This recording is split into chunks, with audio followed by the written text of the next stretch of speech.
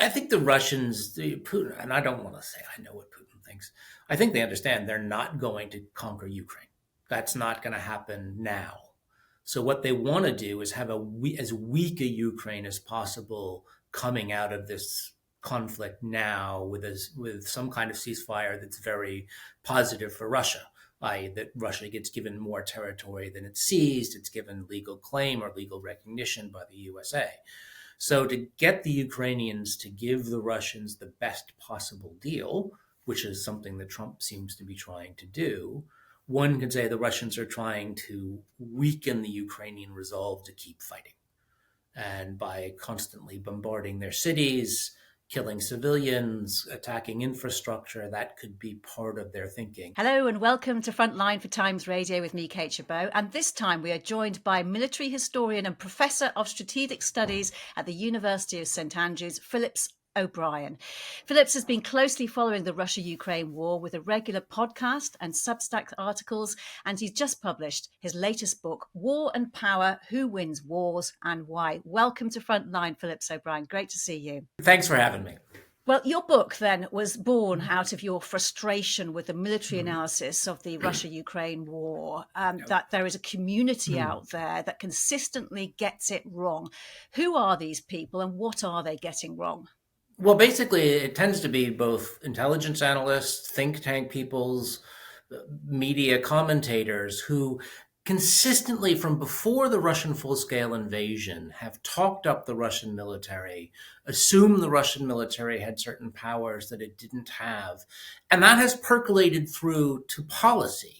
I mean, this analysis basically overstates what the Russian military can do. It understated what the Ukrainians can do. I would argue because it fundamentally misunderstood power and how power works. But it's had an enormous impact. Before the Russian full-scale invasion, it limited the weapons the Ukrainians got, really kept the Ukrainians from being properly armed. And after the full-scale invasion, it's been regularly used to deprive Ukraine of weapons, from long-range weapons, which are still being banned from them by, say, the U.S. now, but in other areas as well. So I think there's just been an overall analytical failure to understand Ukrainian power, Russian power, and how a war between them would operate. And you've often written also about misunderstandings about the developments on the battlefield, sometimes placing far too much significance on incremental advances on towns described as key or strategic when they're anything but, in your view. If we take, for an example, reporting on Pokrovsk ahead of the Alaska summit, or perhaps the most recent reporting on Dnipropetrovsk, what will you take issue with here? Well, basically the war, if you're obsessing about a farm field in the Donbass, you're not understanding this war. That what has happened over the last year, 2 years really, is technology is making this war on the ground quite attritional, small gains. There's not going to be a massive breakthrough in the way that people were talking about. But that is still not understood by the community. I mean, if you go back, Pokrovsk is an important strategic town in Ukraine. It's not strategically important. There's nothing being done in Pokrovsk that will affect the war. However, the analytical community over a year ago, we're talking about really early August 2024, started saying Pokrovsk is about to fall. I think they were saying in the next few weeks or months, people were saying it's going to fall September 2024, November 2024. And that this would be a big blow to Ukraine and would change the course of the war, which, by the way, notice the timing on that is the U.S. presidential election. So all this dooming of Pokrovsk was going on while Donald Trump was running for president, saying Ukraine can't win. You know, that Ukraine is in a very bad shape. Now it turns out, by the way, Pokrovsk still hasn't fallen. It's probably not going to fall anytime soon because the kind of war that we have seen. And what instead has been happening is an intellectual limit on what we say the Ukrainians can do, a drastic overstatement on what the Russians were supposedly capable of doing, which is to take Pokrovsk and even at that point have a breakthrough. Now, this came together most recently just around the Anchorage summit when the Russians infiltrated Ukrainian lines, but they couldn't support it. And they didn't have the sort of a kind of military equipment to have a breakthrough in exploitation. But everyone started saying, oh, the Russians have made this great advance. They're going to smash through Ukrainian line. military analysts were using phrases that the general public might not know, like operational breakthrough, which means the Russians are about to plow through Ukrainian lines and change the course. While this summit was going on, crucial times, well, what actually happens is the Russians had a small infiltration. They couldn't hold it. The Ukrainians counterattacked, and basically very little has happened. But that's never the way it's reported to begin with. And I think this is a general failing. And what kind of effect does this have, whether it's intentional or otherwise? Well, I think it has a few things. One, it makes the Russians look like a steamroller when they are not. That there's an attempt to feed this narrative of Russia can't lose. Russia is just relentlessly going forward. Actually, if we armed Ukraine better, Russia would have lost by now. But we've simply been unwilling to give Ukraine the kinds of weapons that it needs to fight the war that it would like to fight. So that's the number one thing, this sort of idea of almost inevitable Russian victory, which is now the tone in the White House. And that has to be understood. The White House adopts this language of inevitable Russian victory, that Ukraine has no cards, as Trump would say, and is fighting a far more powerful state, which I think distorts the reality of what we are seeing.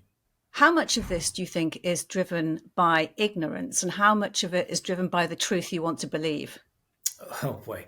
It's driven by a whole bunch of things. There's intellectual and you might say systemic reasons. The intellectual, or I think that there's a very weak understanding of war that goes on. War is often seen as battles. So that when we talked about the opening of the war in 2022, people were talking about, a great battle of Kyiv, as if the Russians would swoop down, they'd fight this engagement, they'd take Kyiv, and the war would be over.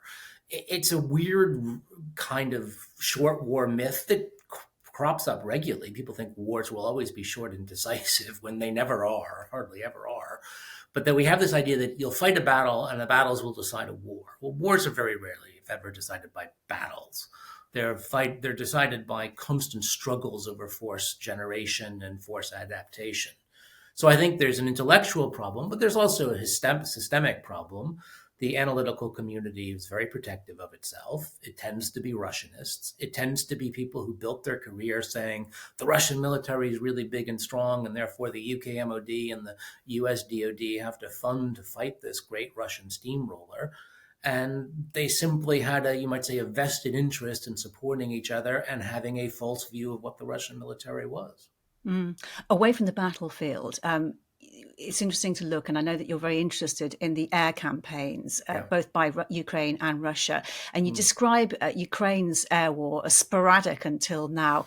What has constrained it to be such, and what has it achieved so far? Well, Ukraine has had to basically make up a ranged force. It didn't have it to start the war. It didn't have the ability to do ranged fires on Russia. Russia had large numbers of missile stocks with which it could attack Ukraine. So Ukraine has had to develop its own ranged force. Now, it did receive some help from the British and the French at one point, Storm Shadows and Scalps, and the U.S. reluctantly eventually gave the Ukrainians ATACMS. However, they've not been able to use Western weapons to run a real range campaign. And by the way, I don't know if you saw the story of a few days ago. The US DOD has basically been stomping on that for a while now. Not only can the Ukrainians not use US weapons, they can't use the Storm Shadows and Scalps to attack Russian targets because the US won't let them do that. So with Western weapons off the table, the only way the Ukrainians can run a real range campaign is through what they have developed. They're now starting to get only now to develop, you might say, the range of systems with the firepower, with the accuracy. And by the way, we still don't know if they have that to run a truly ranged campaign in the kind of way the Russians have run a ranged campaign against them. So we'll have to see whether these new Ukrainian systems, particularly the Flamingo missile, work as effectively as many Ukrainians hope. If they do that, they can finally run something that is sustained. So far, it's not been sustained because they haven't had the equipment. Yeah, I want to ask you a bit more about the Flamingo in a moment. But over the past week, the Ukraine has successfully and repeatedly attacked Russia's oil industry. What effect has that had? And do you believe you say we have to see if they can sustain this and develop it? Do you think they will? And the aim is to cripple Russia's oil industry. Well, this is, from the Ukrainian point of view, a very heartening development. They had started attacking Russian refineries years ago, But then they'd attack a few refineries and stop, attack a few refineries and stop, and give the Russians time to rebuild the infrastructure. The whole point about a ranged air campaign is you have to keep it up. It's much harder to do than people think. It's not like dropping a bomb, destroying a target. Aha, we've done this. Because targets can be repaired. There are alternate ways you can move production. So until recently, the attacks on Russian refineries have been, as I tried to say, sporadic. There have been one or two attacks, they stopped, one or two attacks, they stopped.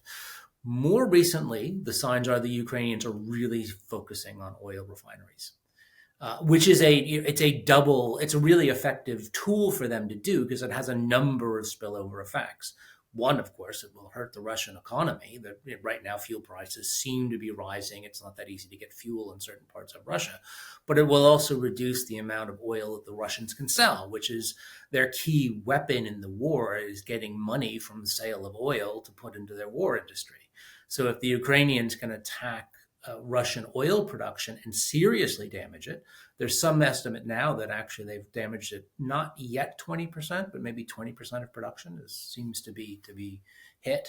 So that will hit both domestic economy and Russia's international ability to raise money. So one would think, with the signs that we see, that attacking oil is going to be an increasing part of Ukraine's future. And is that why you argue that a strategic air campaign could end up being the most important of the last few years for Ukraine? Absolutely, because the battlefield, what we see with these armies is sort of what we've seen now for a while, and it's hard to see that changing. Yes, there's tactical adaptation on the battlefield, but neither side has been able to move forward in any fast, aggressive, take a lot of territory kind of way, because it seems to be that defensive firepower immediately on the battlefield is so strong that you can't mass vehicles, you can't build up supply dumps, you can't do the kinds of things that you would normally do to have an exploitation. So the way to change the course of the war is probably not going to be bashing your army against the other side's army on the front line. It will be by destroying the ability of one of the side or the other to rebuild its military force, resupply it, and keep it going. And that is why I think the range campaign will become increasingly important. So where might this FP5 Flamingo cruise missile fit into all of this? Just tell us a bit more about it to start with. Well, the big thing about the Flamingo that is different than any Ukrainian system to this point is it's a very heavy weapon. In other words, it carries, I think, a 1-ton payload.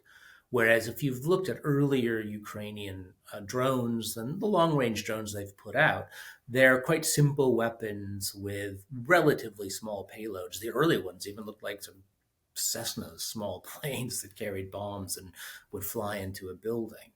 If they can get the Flamingo to work and they can build it in mass, these are the key things, they will then have the kind of weapon that can do far more devastating damage to a target. I.e., we don't just have a small fire, it'll have a very big fire. It will destroy a lot of equipment. A few Flamingos hitting an oil refinery would do a lot of damage, one would say, compared to a larger number of smaller drones.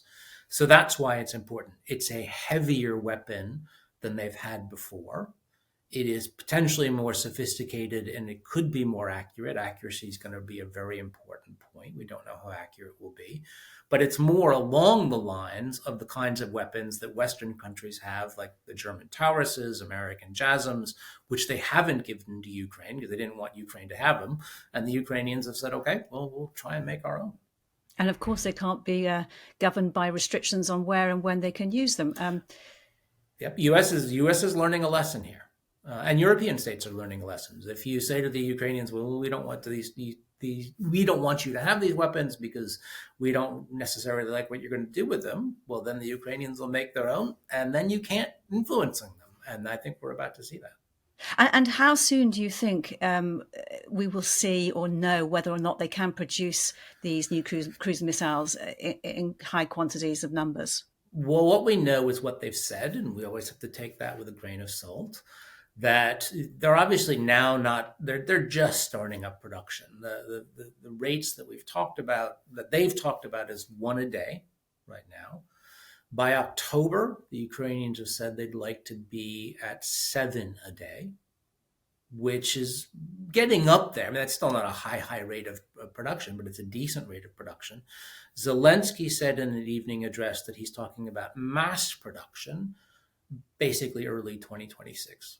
I would think you would need at least 500 stockpiled before you could start a real range campaign, because you can't have just a small number and stop. If you're going to need hundreds stockpiled and then new production online to be able to run the campaign you want. So when could the campaign start? If they are telling the truth about their production, it could start late fall of 2025.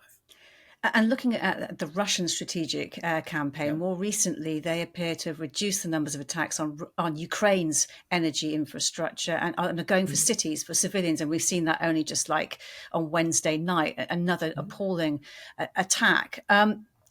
You say they won't break the Ukrainian will to resist by doing this. So what is their objective here?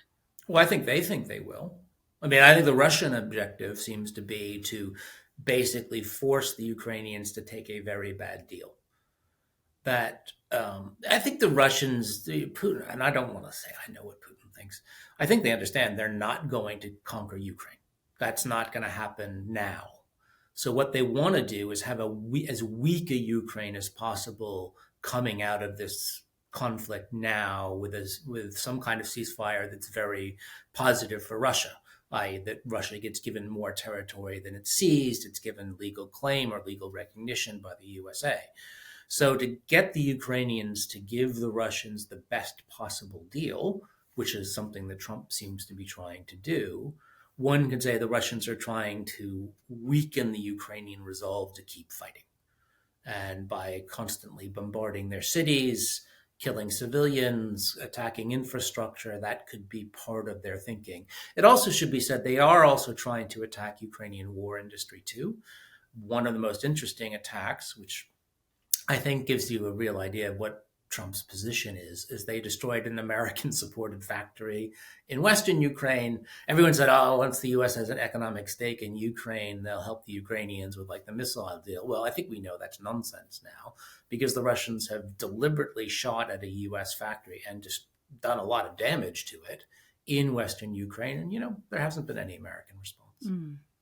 And you have followed the talks about the talks conducted by Donald Trump on and off over many weeks now, and you've been consistent in your analysis against the optimistic speculation that Trump will ever turn on Putin, ever exert pressure, or that Putin even wants peace. What effect do you think this speculation has had? I think it's been devastating to Europe, because I think people having hope in Trump doing the right thing for Ukraine keeps them from facing the reality that Ukraine now needs European support and cannot rely on the USA. That there needs to be a cold, hard reality faced. And by the way, Europe would be better to understand that for itself. It cannot rely on the USA to defend it. I don't think the USA would fight for Europe now, say in the Baltics, if the Russians went to war with them. So all this hope in Trump, which I believe is really misplaced hope, and which he plays upon it very effectively, keeps the Europeans from looking at the reality of this war, which is it's up to them. And it's up to them to work with the Ukrainians to help Ukraine come out of the war in the best possible shape. And that's why I hate the optimism. And people say, oh, Trump's going to he's going to change, he's going to do something good for Ukraine. Because it's never going to happen, but it delays reality from settling in. And you maintain that when people say that Trump has been manipulated by Putin, he's actually a lot cleverer than that. And we don't give him enough credit. Actually, he might be manipulating the Europeans. Can you just explain? Totally. He's the president of Europe. Remember, that's what he called himself. He said he's being called the president of Europe, which, by the way, he loves. And he's that because the Europeans tell him how wonderful he is all the time. That I think people make a fundamental mistake in Trump by play up the fact that, oh, he's a buffoon, or he's a creature of Putin, which make him look almost like not in control of what he's doing. Actually, he's manipulated European opinion regularly quite effectively. He has threatened sanctions on Russia for now more than 9 months, always 2 weeks away, a few days away. And Europeans fall for it every time. Every time they fall for this. Oh, wait, the sanctions are really coming. And you might want to ask yourself, is this Trump being a buffoon or Trump playing on European foolishness? Are the Europeans being the fools in constantly thinking Trump might do this? I think we're about to see this again also with the security guarantees for Ukraine, that we're going to hear a lot of great words about what the US will do, but we're not going to see a lot of details. And as you predicted, Putin refuses to meet Zelensky, Trump refuses to reprimand Putin, and the bombing of Ukraine continues. What do you think the talks in Anchorage actually, and then in Washington, actually achieved? I think people are trying to pretend that they didn't change things because they don't want to realize how dramatically they have changed things.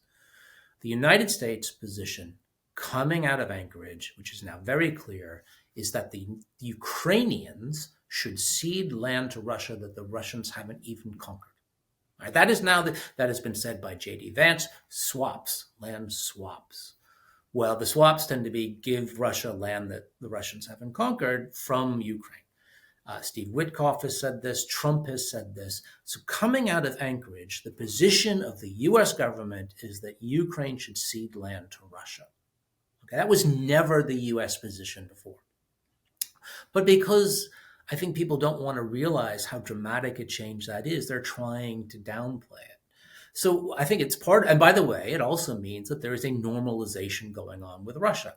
It's turned out there has been discussions between U.S. oil companies and Russian oil companies about getting back into business. And people say, oh, they might get back to business. Well, that's actually unilaterally destroying the sanction system.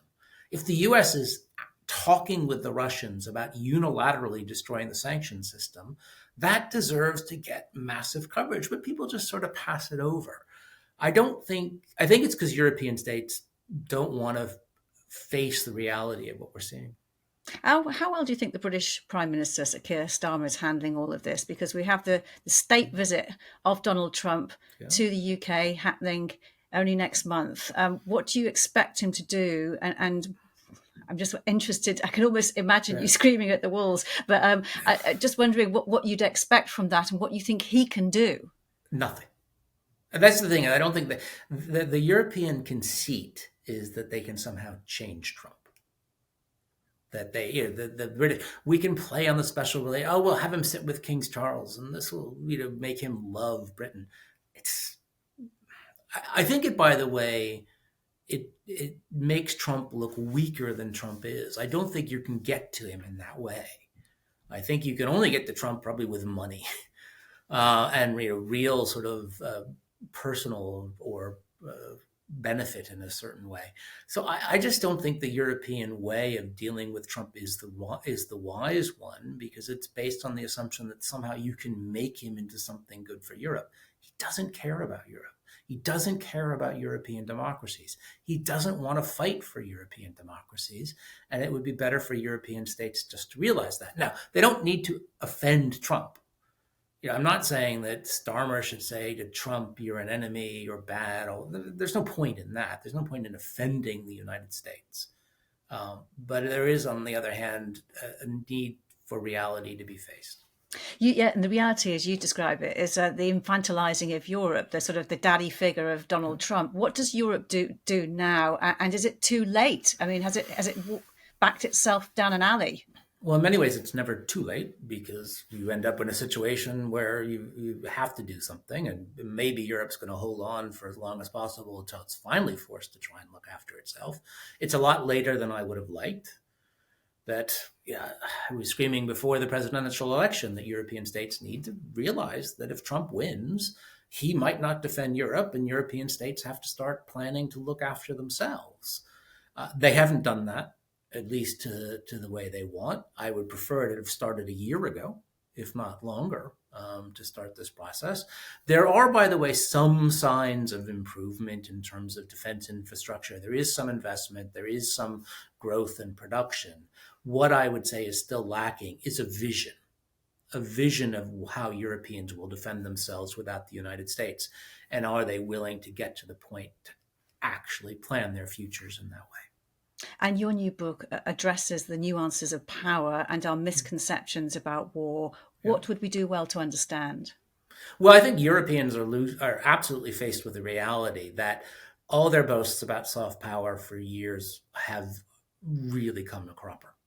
That we hear, oh, Europe's a big market, Europe's a superpower, and Europe can get its way. Well, actually, by not having a properly built up, thought out military, not having the ability to defend themselves, not having control of strategic industries, having a big market actually doesn't help you a great deal.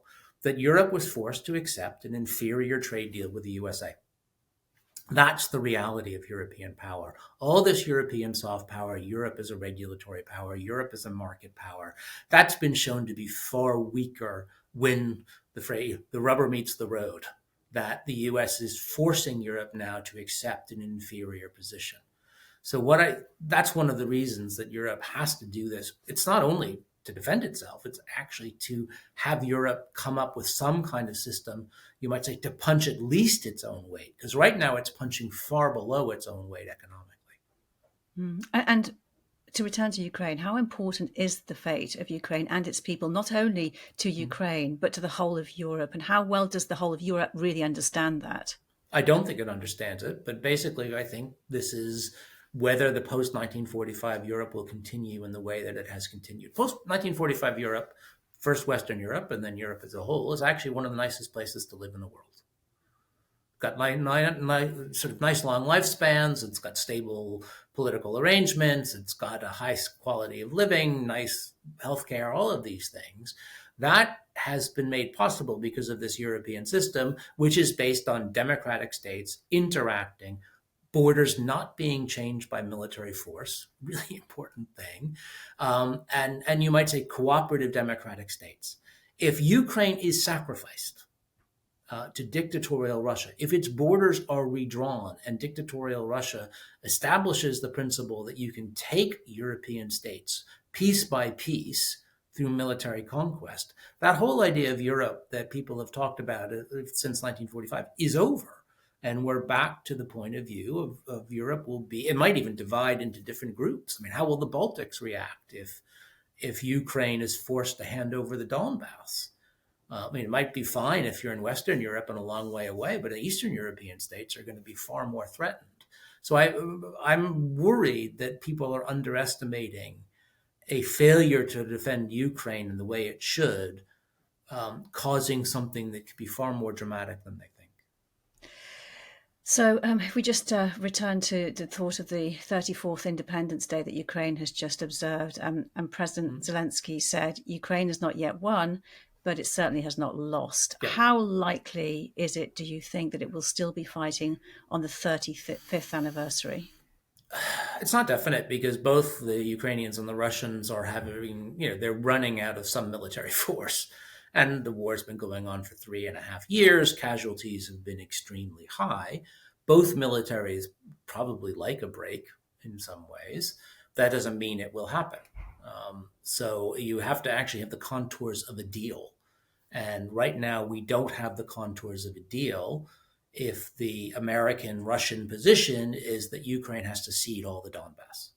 So if that's the American-Russian position, that Ukraine has to cede a lot of territory the Russians haven't conquered, then that's not going to happen. Probably a minimum deal for Ukraine is a frozen conflict for now, but no secessions of territory.